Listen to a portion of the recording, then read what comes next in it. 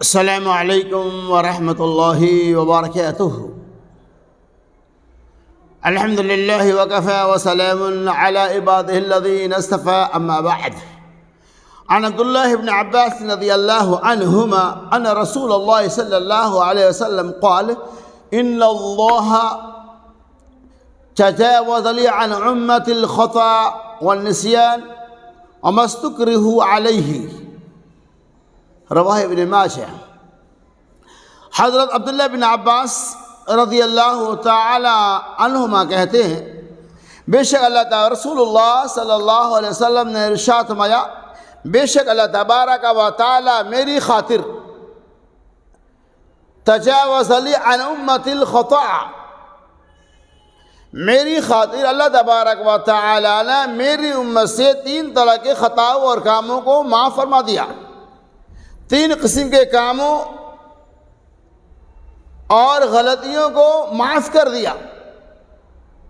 Number 1، خطا والنسیان، بھول چوک، وما استکرہوا علیہ، اور وہ کام جس پہ آپ کو مجبور کر دیا جائے۔ اللہ کے رسول صلی اللہ علیہ وسلم سے حدیث پاک کے اندر 3 باتوں کے طرف اشارہ فرمایا کہ 3 قسم کے کاموں اور گناہوں کو اللہ تبارک و تعالی نے میری امت سے میری وجہ سے میری خاطر معاف فرما دیا۔ پہلی بات کیا ہے؟ خطا۔ خطا کا مطلب یہ ہوتا ہے غلطی۔ خطا جس طرح سے مثال کے طور پہ آپ کسی کافر کو مارنے کا ارادہ کیے، آپ نے کسی کافر کو مارنا چاہا، اس کے طرف آپ نے وار کیا، اتفاق سے وہ وار کافر کے بجائے کسی مسلمان کے اوپر پڑ گیا، اسے خطا کہتے ہیں۔ دوسری مثال اس طرح سمجھیے کہ آپ نے کسی پرندے کو نشانہ بنایا، کسی چڑیا کو نشانہ بنایا، اور اتفاق سے چڑیا کے بجائے کسی آدمی کے اوپر وہ نشانہ لگ گیا، وہ گولی لگ گئی، جس کی وجہ سے انہیں تکلیف اور ایذائی پہنچی، تو اللہ کے رسول صلی اللہ علیہ وسلم یہ خطا ہے۔ اس طرح کی خطاؤں کو اللہ تبارک و تعالیٰ نے میرے امت سے معاف فرما دیا۔ والنسیان، اسی طرح سے بھول اور چوک، غلطی، بھول چوک۔ نسیان کا مطلب ہوتا ہے بھول چوک ہو جانا۔ اس چیز کو بھی اللہ تعالیٰ نے میری امت سے درگزر کر دیا۔ مثال کے طور پہ آپ ظہر کی نماز کا وقت ہو چکا ہے، آپ کو خیال نہیں رہا، بھول گئے، عصر کی اذان ہوئی تو آپ کو یہ خیال آیا کہ ظہر کی نماز تو چھوٹ گیا ہماری، ظہر کی نماز تو میں بھلا دیا گیا۔ حقیقت حال یہی ہے کہ آپ حقیقت میں بھول گئے۔ عصر کی اذان کے وقت آپ کو یاد آیا کہ میں تو ظہر کی نماز ہی بھول گیا، اسے نسیان کہتے ہیں۔ دوسری مثال، رمضان کے مہینے میں آپ روزے سے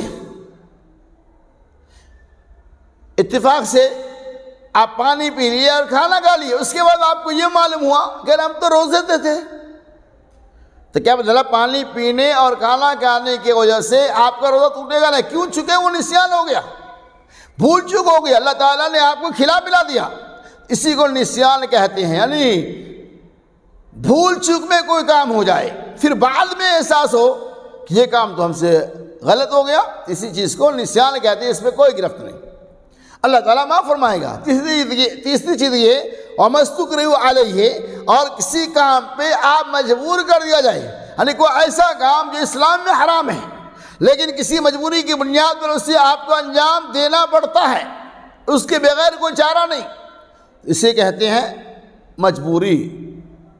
یہ تیسری چیز ہے۔ مثال آپ بیمار ہیں، علاج و معالجہ کرا رہے ہیں، کچھ ایسی دوائیاں ہیں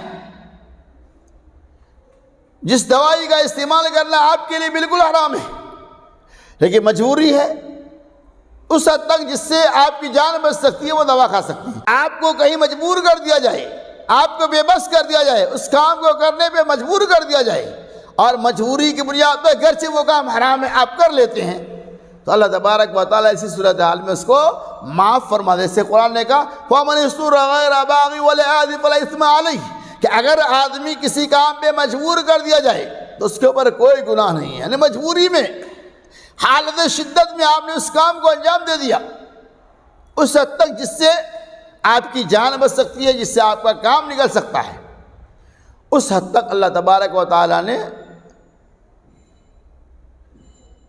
آپ کو چھوٹ دیا ہے۔ کیا پتہ؟ خلاصہ کلام یہ ہے کہ امت محمدیہ سے اللہ تبارک و تعالیٰ نے 3 قسم کی غلطی اور گناہوں کو معاف فرما دیا۔ نمبر 1 خطا، نمبر 2 نسیان، اور نمبر 3 مجبوری کی بنیاد پر کسی کام کو انجام دے دینا۔ اللہ سے دعا کہ اللہ تبارک و تعالیٰ سنی حدیث کے بارے میں آپ کو عمل کرنے کی توفیق عطا فرمائے۔